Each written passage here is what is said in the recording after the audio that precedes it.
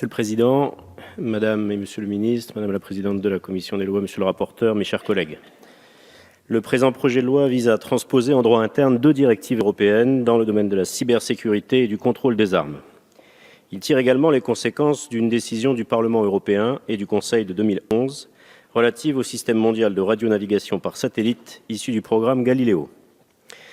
L'objectif est de renforcer le niveau de sécurité commun de nos concitoyens et de nos entreprises stratégiques. Et nous en conviendrons tous, compte tenu de l'accroissement et de la complexité des menaces auxquelles notre continent fait face, c'est non seulement nécessaire, mais surtout urgent.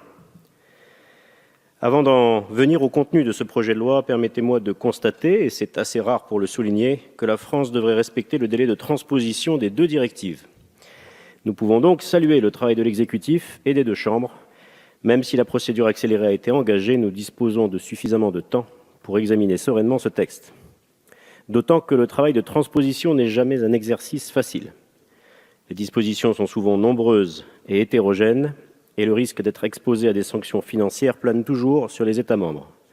Sans oublier le double écueil de la surtransposition et de la sous-transposition qu'il nous faut éviter.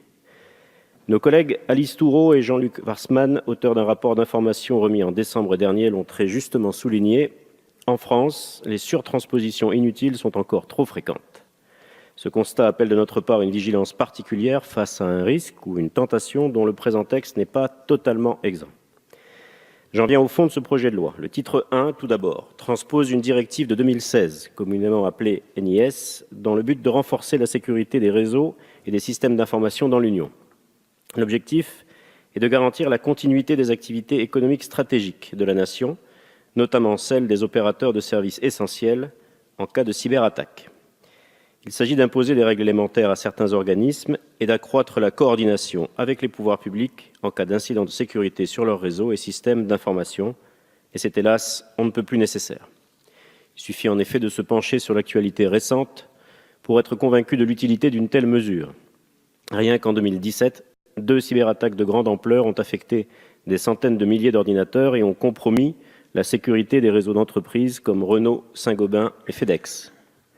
Les préjudices présentent des natures multiples, allant de la destruction des systèmes d'information à l'atteinte à l'image de l'entreprise, à la perte de marché ou encore au vol d'informations sensibles.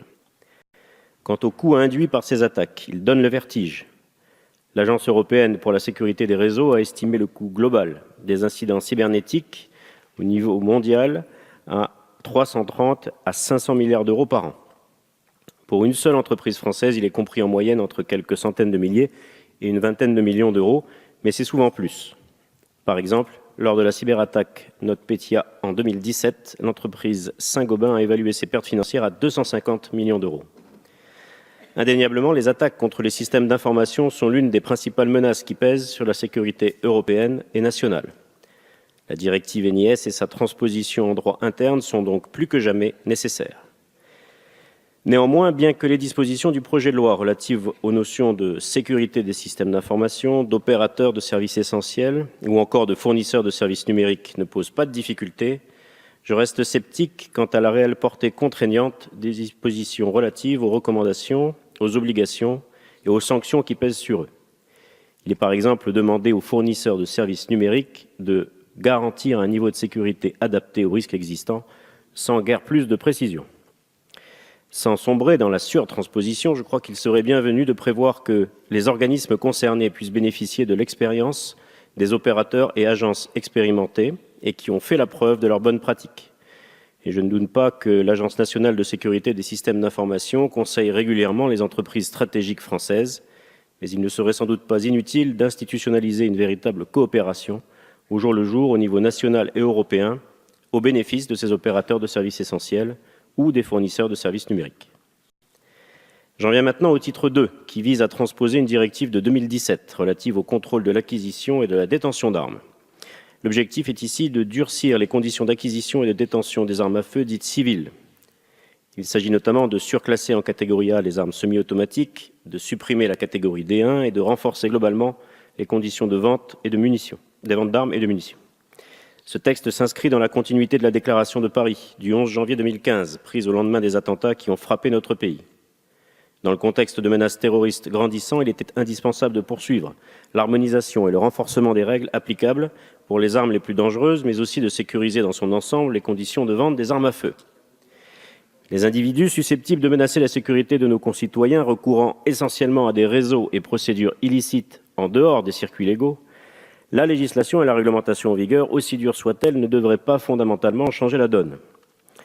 Certes, les dispositions de ce projet de loi permettront d'améliorer la traçabilité et le marquage des armes, voire d'empêcher la réactivation de celles qui ont été neutralisées, dont certaines alimentent les marchés illégaux. C'était par exemple le cas des 2 fusils d'assaut utilisés par l'un des terroristes lors des attentats de janvier 2015. Pour autant, nous pouvons craindre que des dispositions trop contraignantes en la matière ne distinguent pas suffisamment les comportements à risque et criminels de ceux pratiqués par nos concitoyens honnêtes dans le cadre de leurs activités de chasse, de sport et de collection. C'est sans doute le sujet qui sera le plus débattu dans ce projet de loi. Je ne vais donc pas m'étendre dessus. Plusieurs amendements seront défendus en ce sens par différents groupes, dont le groupe UDI, Agir et Indépendants. Mais il semble important de rappeler que l'acquisition et la détention d'armes et de matériel historique ou de collection, ou leur reproduction, risquent d'être particulièrement fragilisées par la voie choisie pour transposer cette directive, voie au-dessus de laquelle plane le risque de surtransposition. En effet, dans son considérant, la directive prévoit que les États membres peuvent encadrer, avec la souplesse qu'il convient, l'acquisition et la détention par les collectionneurs reconnus d'armes, y compris de catégorie A, à des fins historiques, je cite, culturelles, scientifiques, techniques, éducatives ou de préservation du patrimoine.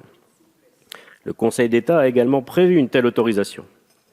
Or, malgré ces préconisations, le projet de loi a fait le choix d'écarter la possibilité offerte par la directive du 17 mai 2017 d'accorder une dérogation aux collectionneurs.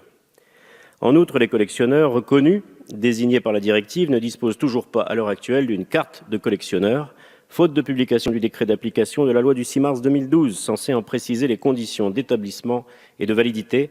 Et je ne peux qu'inciter le gouvernement à combler ce vide au plus vite. Pour les collectionneurs qui attendent ce décret depuis 6 ans, le préjudice est considérable. En l'absence de reconnaissance et d'encadrement de leurs activités, beaucoup craignent de participer à des événements tels que les commémorations du centenaire de la Première Guerre mondiale ou les manifestations, même si j'ai entendu les précisions de monsieur le rapporteur tout à l'heure, je ne suis pas certain que la subtile distinction entre la réglementation et la législation qui s'applique aux commémorations et aux manifestations leur soit connue.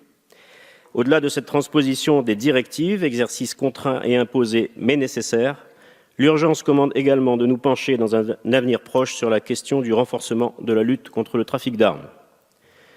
Enfin, j'en viens au titre 3 qui concerne les modalités d'accès aux services publics réglementés offerts par le système mondial de radionavigation par satellite Galileo.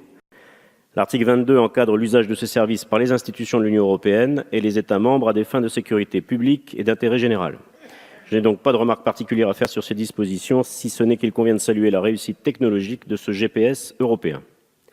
Quant au titre 4, enfin, il prévoit des mesures transitoires nécessaires pour l'entrée en vigueur de certaines dispositions du projet de loi et permet son application outre-mer dans les territoires pour lesquels une mention expresse d'application est nécessaire, manifestation du réflexe ultramarin, ce dont, en tant que député de Nouvelle-Calédonie, je ne peux que me réjouir.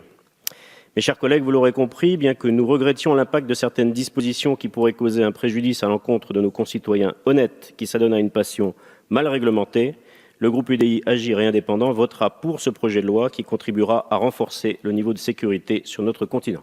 Je vous remercie. Monsieur le Président, je vais saisir l'occasion de l'ouverture du débat sur les dispositions relatives à l'acquisition et à la détention des armes pour signaler au gouvernement une situation issue d'un décret pris en mai 2017 applicable en Nouvelle-Calédonie et qui inquiète les armuriers, puisque ce décret étant, et c'est tout à fait justifié, un dispositif d'autorisation, enfin substitue un dispositif déclaratif, un dispositif d'autorisation, c'est une bonne chose, mais les services du Haut-Saria, l'équivalent de la préfecture pour ceux qui ne sont pas familiers avec la Nouvelle-Calédonie, ne sont pas habilités à donner ces autorisations et du coup il en découle un rallongement des procédures, parfois une complexité supérieure pour des armuriers par rapport à des particuliers qui seraient tireurs sportifs ou chasseurs d'obtenir les autorisations et donc l'importation d'armes qui, compte tenu de notre situation géographique, ne viennent pas de l'Union européenne mais en général de l'Australie et de la Nouvelle-Zélande. Donc voilà, j'ai saisi cette opportunité pour attirer l'attention du gouvernement et leur demander de voir s'il est possible d'attribuer, sans en changer les contraintes, au SARIA, c'est-à-dire à la préfecture en Nouvelle-Calédonie, le soin d'allouer ces autorisations. Merci.